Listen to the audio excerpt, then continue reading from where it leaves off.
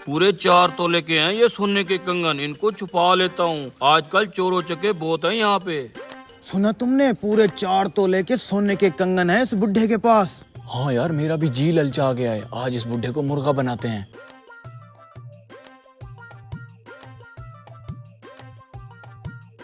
बाबा जी कितनी देर है ट्रेन को?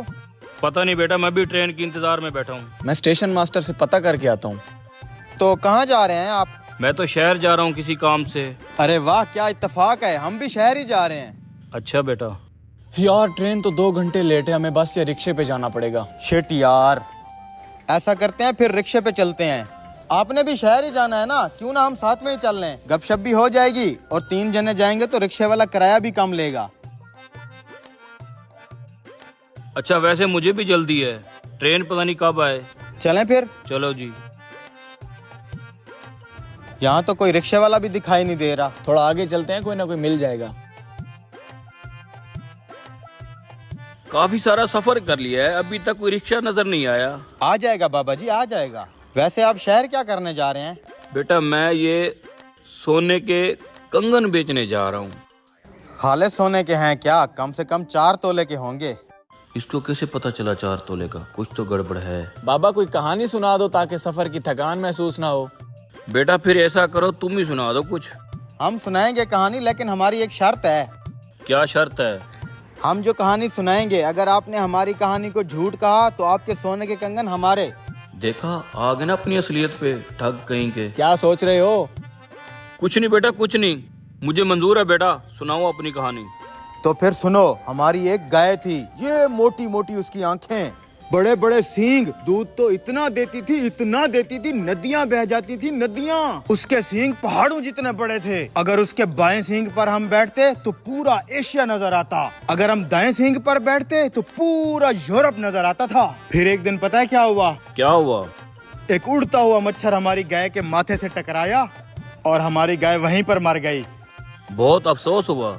और तेरी ये बुढ़ा तो बहुत शातिर है, इतने बड़े झूठ को भी झूठ नहीं कहा। अच्छा बाबा, अब आप तो कोई कहानी सुनाओ। ठीक है, अगर तुमने मेरी कहानी को झूठा कहा तो तुम दोनों को 5-5 रुपया देना पड़ेगा। मंजूर है। तो फिर सुनो, मेरे शादी वाले दिन मेरे बाप ने मुझे घोड़ा गिफ्ट दिया। घोड़ा बहुत ही अच्छा था। एक दिन गांव के अंदर उसकी दूसरे घोड़े के साथ लड़ाई हो गई, उसके माथे पे जख्म हो गया। फिर एक दिन बारिश आई, बारिश का पानी पड़ते ही घोड़े के जख्म से कपास का पौधा निकल आया। उस पौधे पे इतनी कपास लगी, इतनी कपास लगी, हमारे सारे गोदाम फुल हो गए। लोग दूर दूर से उस घोड़े को देखने आते। फिर हमने उस कपास के 2 रंग के कपड़े बनाए, एक काला एक सफेद। फिर एक दिन अचानक सारे कपड़े चोरी हो गए। बेटा खुदा झूठ न बुलवाए, जो तूने काला कपड़ा पहना हुआ है और जो इसने सफेद कपड़ा पहना हुआ है, ये हमारे गोदाम से चोरी किए हुए हैं, हमें वापस कर दो। अरे ये, अबे यार कहाँ फंस गया ये बुढ़ा, तो हमारे कपड़े उतार लेगा। 500-500 देना पड़ेगा। इसकी कहानी झूठी है, अपने कपड़े बचा और 500-500 दे इसे। ये लें। ये लो। अब चलो बेटा, शहर में जाके मैंने ये कंगन बेचने हैं, फिर किसी होटल में बैठ के खाना भी खा लेंगे। आजो। इसे कंगन बेचने देते हैं, जैसे ही पैसे इसके हाथ में आएंगे हम कोई और दाव खेल के पैसे हथिया लेंगे। बेटा तुम यहीं रुको, मैं सुनार को कंगन बेच के आता हूँ। ठीक है ठीक है। सलाम वालेकुम। वालेकुम सलाम जी हजूर। दरअसल मैं अपने ये दोनों नौकर बेचना चाहता हूँ। आपकी दुकान पे काम करेंगे और आपकी खिदमत करेंगे। ठीक है, मुझे नौकरों की जरूरत है। कितने पैसे मांग रहे हो एक के? 1 मिनट बेटा, एक को बेचू या दोनों को? ओ बाबा, दोनों को बेच दे, एक को फिर कहाँ रखेगा? दोनों बिकना चाहते हैं, दोनों का 10,000 लूंगा। 8,000 दूंगा। दे दो, जल्दी करो। ठीक है, अब संभालो दोनों को। हाथ में बहुत खुजली हो रही है, लगता है इस बार मोटा माल आने वाला है। चलो पुत्र अंदर चलो, बहुत काम करना है, झाड़ू पोछा लगाना है। झाड़ू पोछा? ओए, हम तुझे काम वाले दिखाई देते हैं? अपने नखरे बंद कर, आज से तुम मेरे नौकर हो। वो बूढ़ा तुम्हें 8,000 में बेच गया है। चलो अंदर चलो।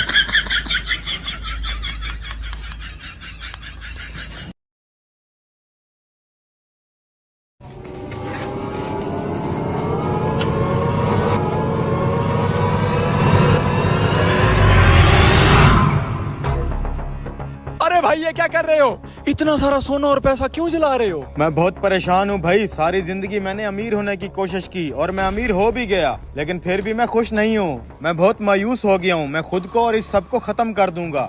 कुछ खत्म करने की जरूरत नहीं है, मेरे पास तुम्हारी परेशानी का तोड़ है। कैसा तोड़? यहाँ से थोड़ा दूर नहर के पास एक सूफी बाबा बैठा है, उसके पास चले जाओ, वो तुम्हारे सारे मसाइल हल कर देगा। ठीक है भाई, मैं ये भी करके देख लेता हूँ।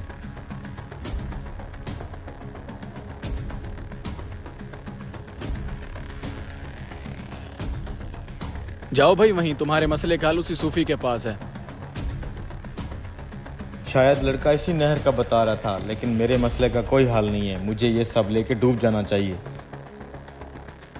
नहीं यार, एक बार उस बाबे के पास जाके देखता हूँ, शायद मेरे मसले का हल हो जाए। सलाम बाबा। क्या चाहते हो?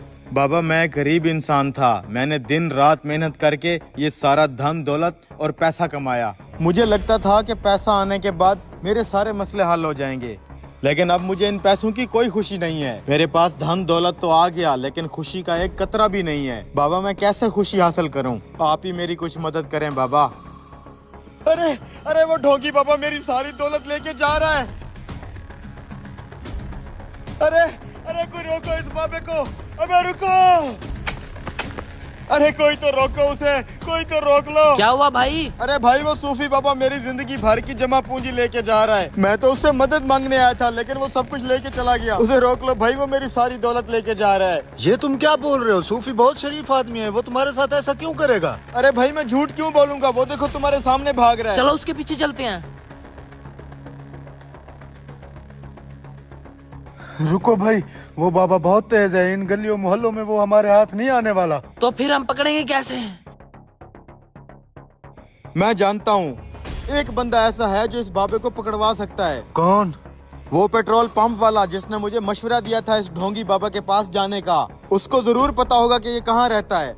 चलो इधर इधर। तुमने मुझे कहा था कि वो सूफी बाबा है, मेरी मदद करेगा। वो तो मेरा सारा सोना और पैसा लेके भाग गया। ये क्या बोल रहे हो तुम? ऐसा बिल्कुल नहीं हो सकता, वो तो बहुत शरीफ आदमी है। ढोंगी है वो, पूछो इन दोनों से। हाँ हाँ, हमने खुद देखा है उसको भागते हुए।